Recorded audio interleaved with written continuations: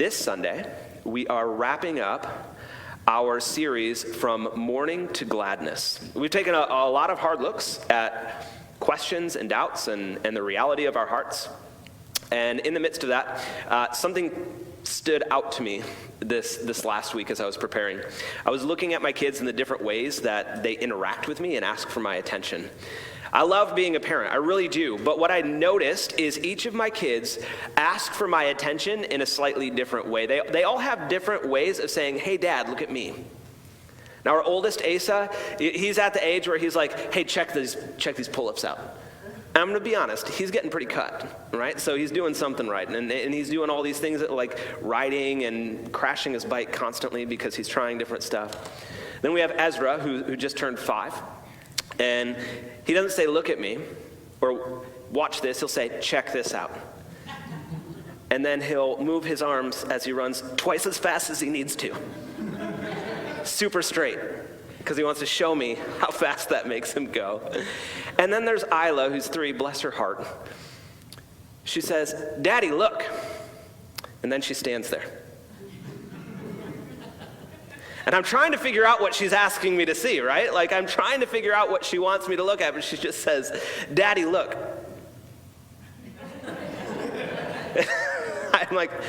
I'm looking at Janine, she's looking at me, we're like, pat her on the head.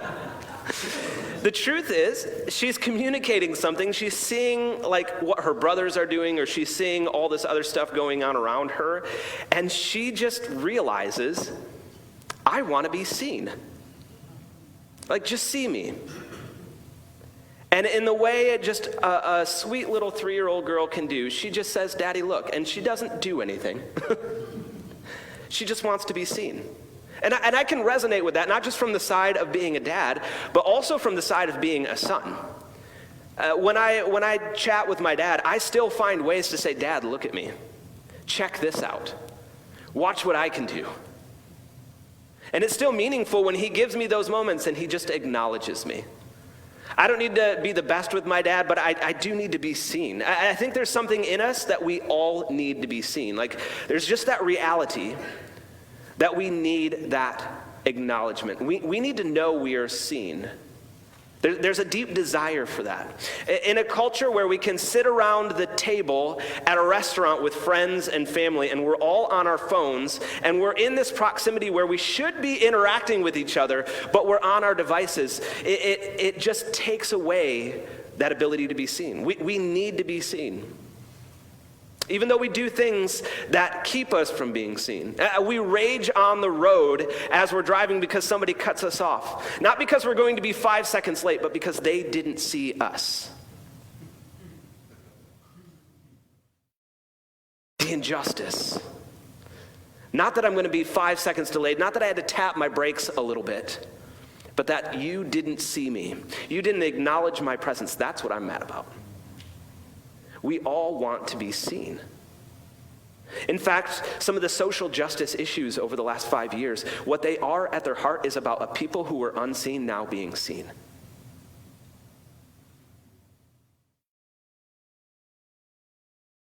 Big issues. We just want to be seen. And we will go to any lengths to be seen. In fact, being seen is the cornerstone of intimacy and relationship. It's the very foundation of what it means to make another human connection, is seeing somebody else and recognizing something in them, acknowledging something similar to ourselves, something that says, "Oh, you too." There's a famous, well-known quote from C.S. Lewis that says, "Friendship is born in that moment when one person says to another, 'What? You too? I thought that no one but myself,' fill in the blank. I thought no one but myself thought that way or struggled with that thing. I thought no one but myself was into that sort of activity." It's the seeing other people and acknowledging what is in them and what we see in them that actually starts to build even just the foundations of a relationship. It's seeing one another as we truly are. Now, one of the problems as we talk about doubt and questions is that sometimes thinking those things in our mind makes us feel like nobody else sees us. In the midst of my doubts, in the midst of my struggles, and in the midst of my questions, I get thinking, nobody else thinks this way. I wish somebody would just see me. So then the question is, how can we be seen in the midst of our questions and our doubts? We're going to go back this week. Last week we were in John 20. This week we're going to be back again in John 20, kind of rounding out the chapter. Now last week on Easter Sunday, we looked at the first 18 verses out of John chapter 20, and we looked at the resurrection story. And there was some pretty incredible stuff that happens there, most notably a resurrection, right? That's pretty notable. And then we stopped at verse 18 where Mary leaves the tomb and she goes and reports everything that she had seen to the rest of Jesus' followers. Now, we're going to be picking up in verse 24, but in between 18 and 24, there's this section where Mary has gone and told the disciples, and truly, we don't know how many of them actually believed what Mary told them. We also know that Peter and John believed. They had seen Jesus' strips of linen, the linen that had wrapped Jesus' dead body and had been laid in the tomb, his death clothes, his grave clothes. They were still there. So they saw those laying where Jesus had been, as if he had just kind of left the linen, and they're just settled right where he was laying, and they believed, and they leave. But Mary is given the message, and she goes back and tells the rest of the followers of Jesus, those who had been hopeful for him, maybe a little bit disappointed. And then they're all gathered in this room, in this section that we're kind of glazing over a little bit. They're locked in this room for fear of the Jews because, if they killed the leader, what are they going to do to the followers, right? So they get a little bit nervous that maybe they're next in execution. And so they lock themselves in the closed doors, and then Jesus just shows up to them. That's a little weird, right? The doors are all locked, and Jesus just appears in the middle of this room and speaks to them. Now, there seems to be one person who wasn't there, and we'll get there just in a second. But we have Mary in there, we have some of the other followers, but there's at least one person missing, and that's where we're picking up now, verse 24. Now Thomas, also known as Didymus, Thomas and Didymus, they're just two different languages for the same name. It means twin, nothing special. Unless you're a twin, then you think that's probably pretty special. One of the 12 was not with the disciples when Jesus came. So the other disciples told him, "We have seen the Lord." But he said to them, listen to this, "Unless I see the nail marks in his hands and put my fingers where the nails were and put my hand into his side, I will not believe." A week later, his disciples were in the house again, and Thomas was with them. Though the doors were locked, Jesus came and stood among them and said, "Peace be with you." Then he said to Thomas, "Put your finger here, see my hands. Reach out your hand and put it into my side. Stop doubting and believe."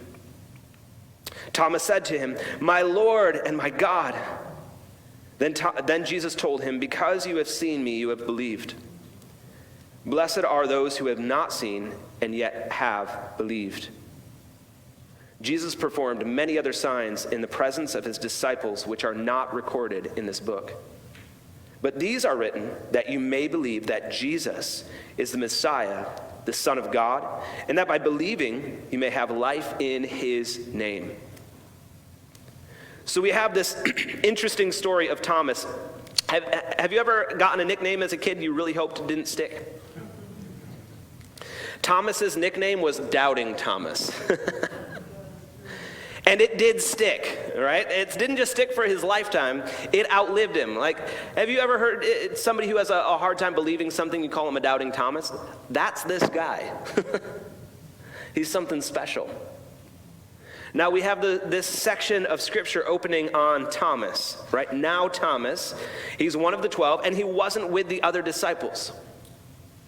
He wasn't with the other disciples when Jesus showed up. Now, he was with the other disciples when Mary came and told him, right? He had heard that Jesus had been raised from the dead. Like, that is not something that gets kept secret.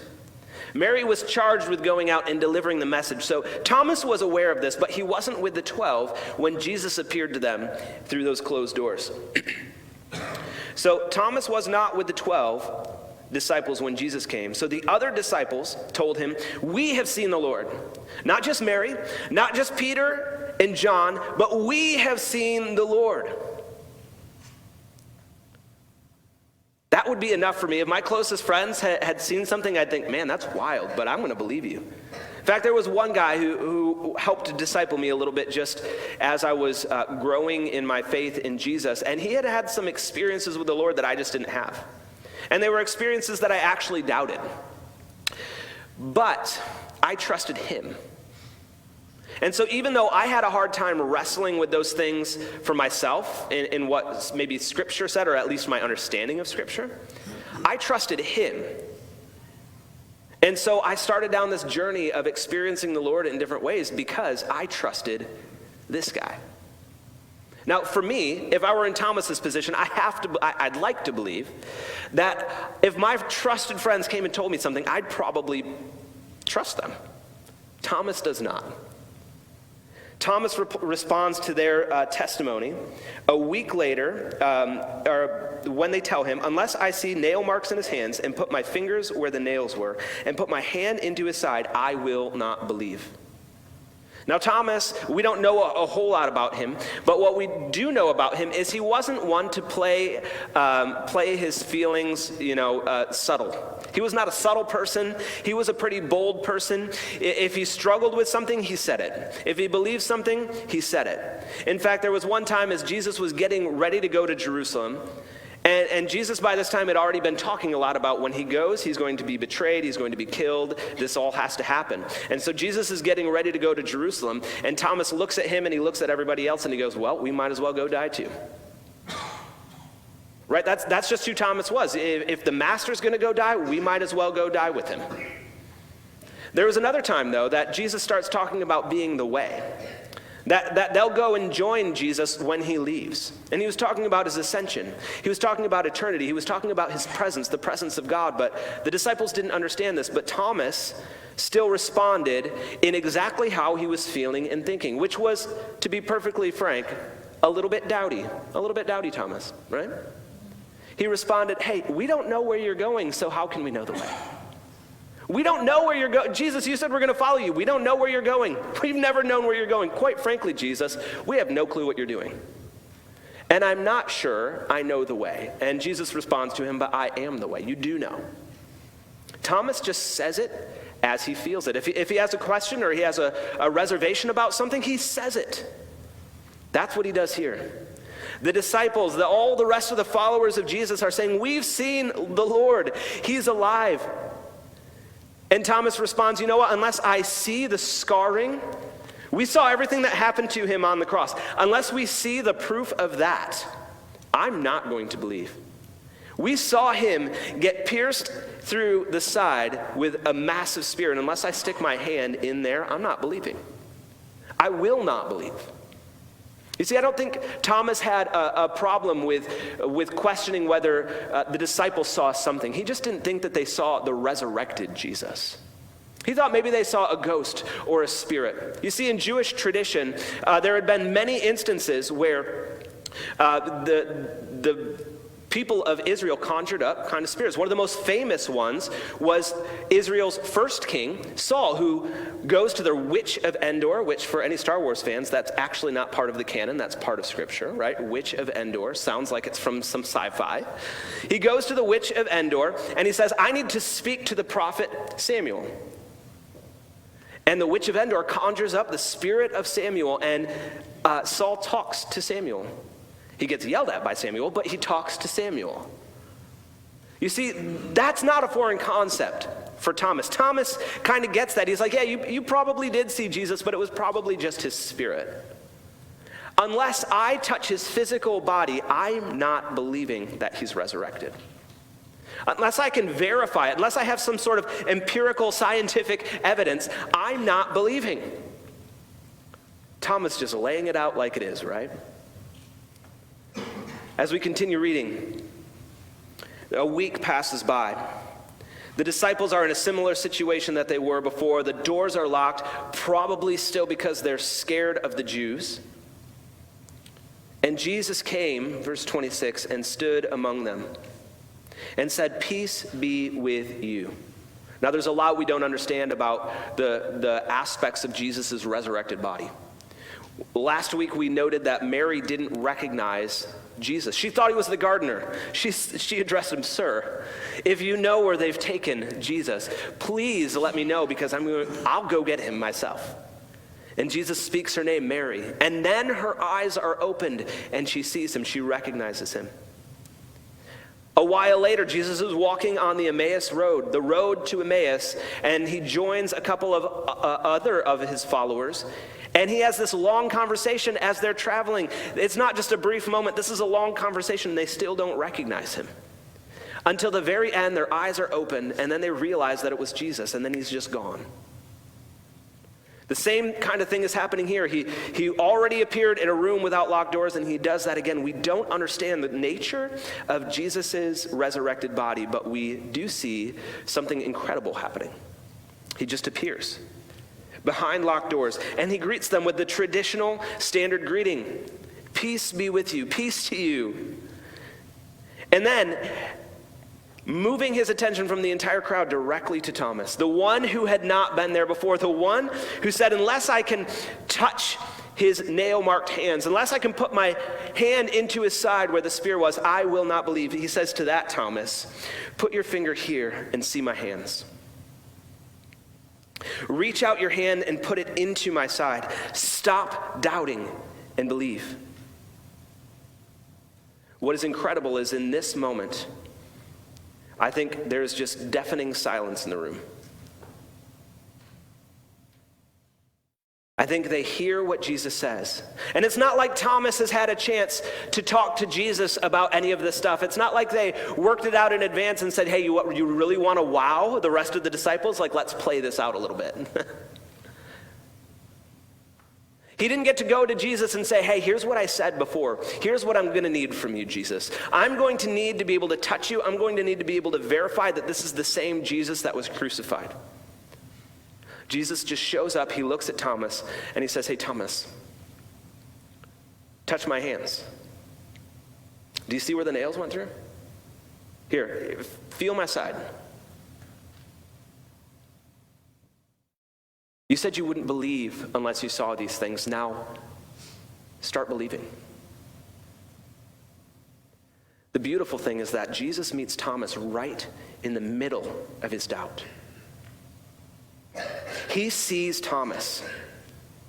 Like nobody else could see Thomas, he sees Thomas. He sees exactly what Thomas needs. He sees him right in the middle of his questions. He sees him right in the middle of his doubt. And his response to Thomas mirrors Thomas's exact request for belief.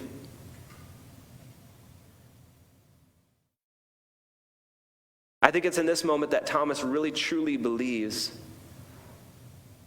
And we don't get any description after this. We don't get a description of Thomas actually reaching out and touching Jesus. We don't know if he actually had to go through what he said he needed. We don't know if Jesus, as he was speaking to Thomas, grabbed Thomas's hand and said, "Hey, feel here. Hey, feel here." We don't know that. We just see Jesus speaking to Thomas almost the direct words that Thomas requested, right in the middle of his need.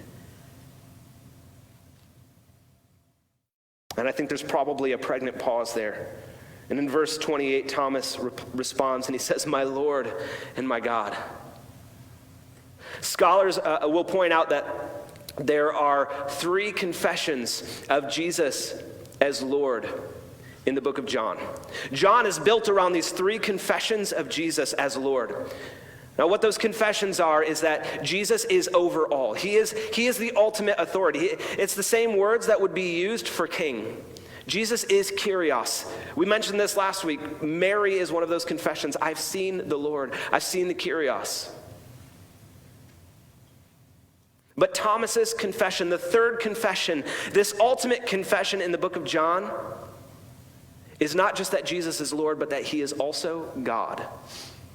He is equal with the Father. Jesus had been saying that he's equal with the Father, and now the confession comes that he is not just Lord, he is not just Kyrios, he is also God.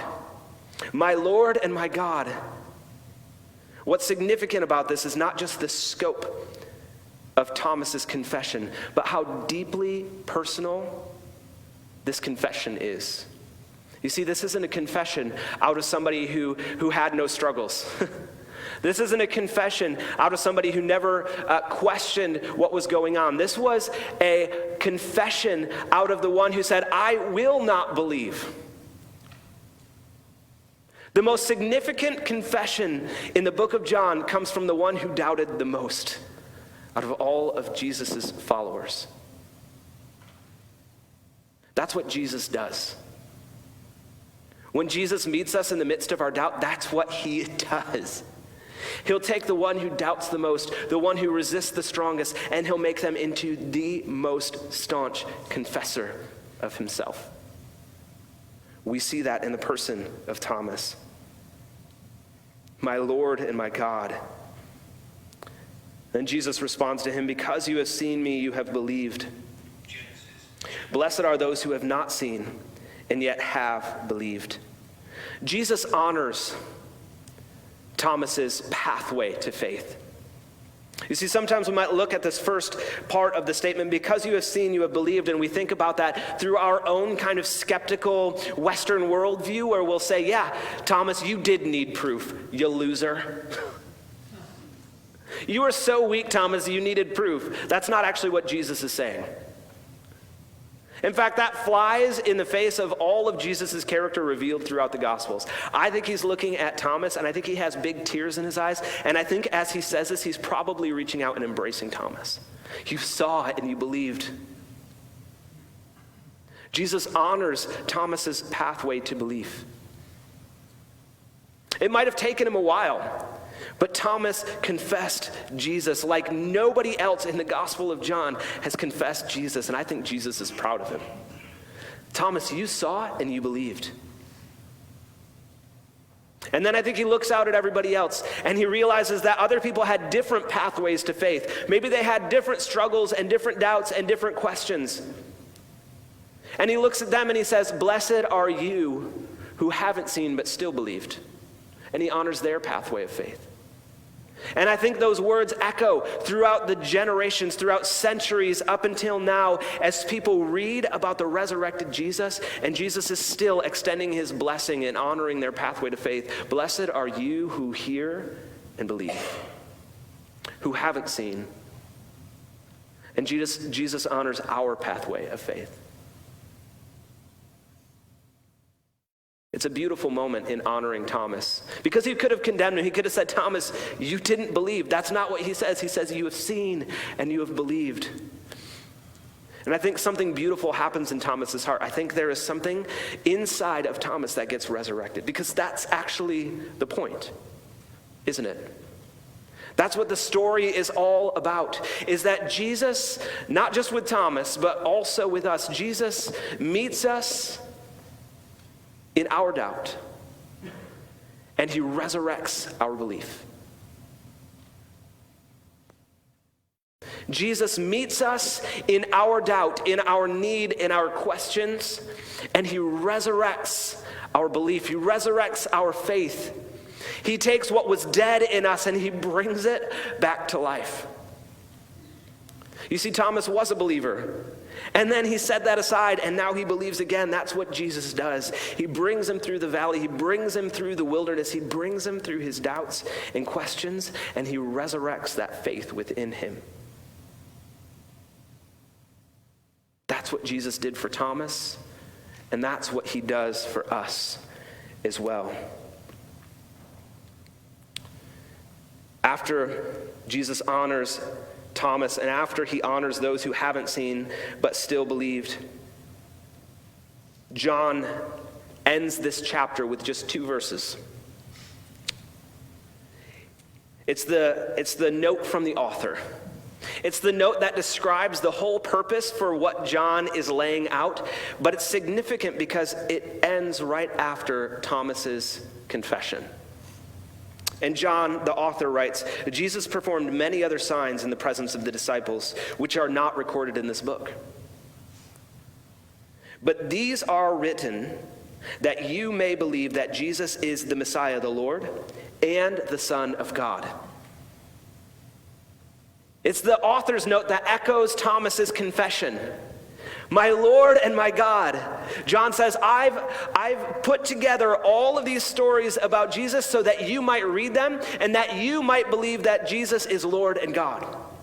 Just like Thomas, I've written these things that you might have the pathway of Thomas, that your pathway to faith would be honored by the resurrected Jesus, that you can see what he's done, that you can read the testimony, and that though you haven't seen him with your own eyes, you still believed. That's why John writes this account of Jesus' life, this account of the gospel. That Jesus is the Messiah, the Son of God, and that by believing you may have life in his name. John understands that when we go from that place where Thomas was to that place where Thomas is now, that there's a different quality of life.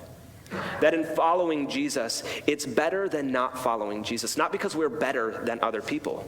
It's not a comparative thing. It's a quality that is deeply personal, just like Thomas's confession.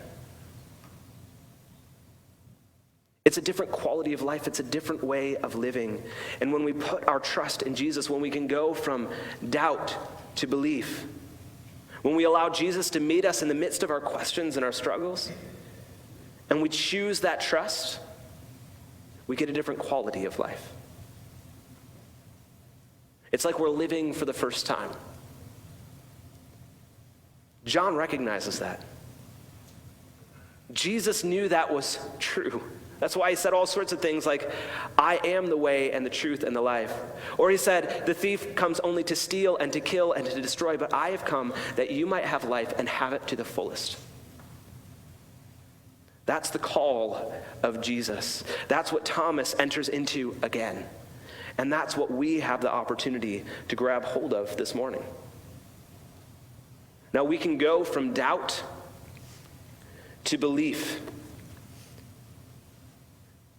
We can go from doubt to belief if we pick up a few key items from the story. First is that Jesus sees us in our doubt. Jesus sees your need. He knew what Thomas needed, and he knows what you need. This is a common principle all the way through Jewish tradition, all the way through Israel's history. They understood that God knew what they needed. All the way back, one of the incredible Psalms of David is Psalm 23. And in Psalm 23:1, he writes, "The Lord is my shepherd, I shall not want."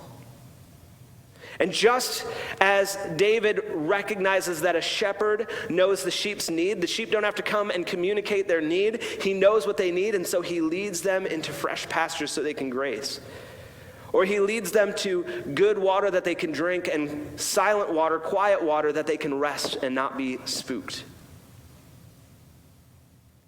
David also recognizes, just as the shepherd knows that, our God knows what we need, and he anticipates those needs.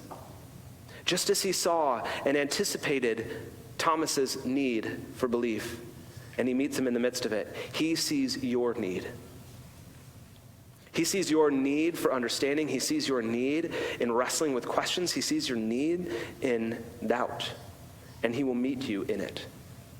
Jesus said it a little bit more clearly in Matthew chapter 6. He states it just straightforward, and he says, "Your Father knows what you need even before you tell him." Your Father knows what you need even before you pray, even before you declare it, even before you say, "This is my need," even before Thomas could say, "I'm not going to believe unless I touch the scars and put my hand in his side." Jesus knew what he needed. He sees Thomas and he sees you. Once we know that Jesus sees us in our need, we have to understand that just like with Thomas, Jesus moves toward us in grace. Jesus moves toward us in grace. You and me. Think about the story of Thomas. Jesus didn't sit back and wait and say, "You know what? I revealed myself to the rest of the group. That's good enough. If Thomas doesn't want to believe in me, then that's up to Thomas. I'm just going to let him have his thing. You know, maybe he's just not in the place right now for belief. Maybe he just can't recognize it. You know what? Maybe Thomas isn't who I thought he was. No, that's not what Jesus does. He doesn't say, hey, Thomas, I will reveal myself to you once you believe. No, he sees Thomas's need and he shows up and moves toward Thomas in grace. Grace, by definition, is unmerited favor. It's something we don't deserve. It's something that we can't earn. And Jesus moves toward us in a way that we don't deserve and we can't earn. As he knows our need, as only he can, he moves toward us. What's interesting is that, he waited time and time again. He waited for a week after he had shown up to the rest of the group. And they told Thomas, and he said, I'm not going to believe. Jesus still waited for a week. I don't know why. Maybe he knew there would be a right time. Maybe that was part of Jesus moving toward Thomas in grace, is waiting for the right moment. But we know that he even started moving toward Thomas even before he showed up in the room. He sent Thomas Mary. He sent Thomas the other 12. He gave him a chance to believe even before he showed up. He tried to extend his grace to him and say, listen, I've sent you messenger after messenger, and that is the best time to believe. But if you don't believe there, I'm still going to continue pursuing you. We had a young woman in our life in Michigan named Emma, and I've talked about her. If you've been around for a while, I've talked about Emma a little bit. But Emma's journey was incredible. She came in one week to just have dinner around our table, invited by some other people, and she just told us, you know what, I'm an atheist, and I'm just here to eat with you. It's like, okay, cool intro, right? But Emma just kept coming around, and she would let us pray for her, and she would ask us to pray for her, but she would just continue to affirm that, she doesn't believe yet. And time after time, it was just incredible. Like, God answered so many of her prayers. We prayed for her because she was in high school and she needed to go on a trip, but her family, she lived with her dad and her sister, and they just didn't have enough money. And so we prayed that God would provide. And a gentleman walked up to us at our church the next day, and we were just sharing a story of what God was doing. He goes, well, how much money does she need? We said $1,300. He goes, I'm going to go get my checkbook. And he gave it to her. I didn't ask him to do that. God just met her need, and time after time, it was Jesus moving toward her in grace. And finally, we were able to look at Emma and say, Emma, when will you stop running away from Jesus and just realize how hard he is pursuing you? When will you let him catch you? He's chasing you hard. When will you let him catch you? And there was one day, it was Memorial Day, we were sitting out in front of our lawn, our front yard, front of our house bordered the main route where our small town Memorial Day parade went by, and she came down and she sat with us, and just totally casually she says, I just want you to know God's my Father now. Not because we just kept pitching the good news to her, but because Jesus just kept moving toward her in grace, and eventually she saw it. And Jesus honored Emma's pathway to faith.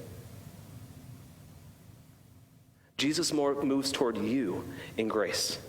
Not in judgment, not in condemnation, in grace. And he will honor your pathway to faith.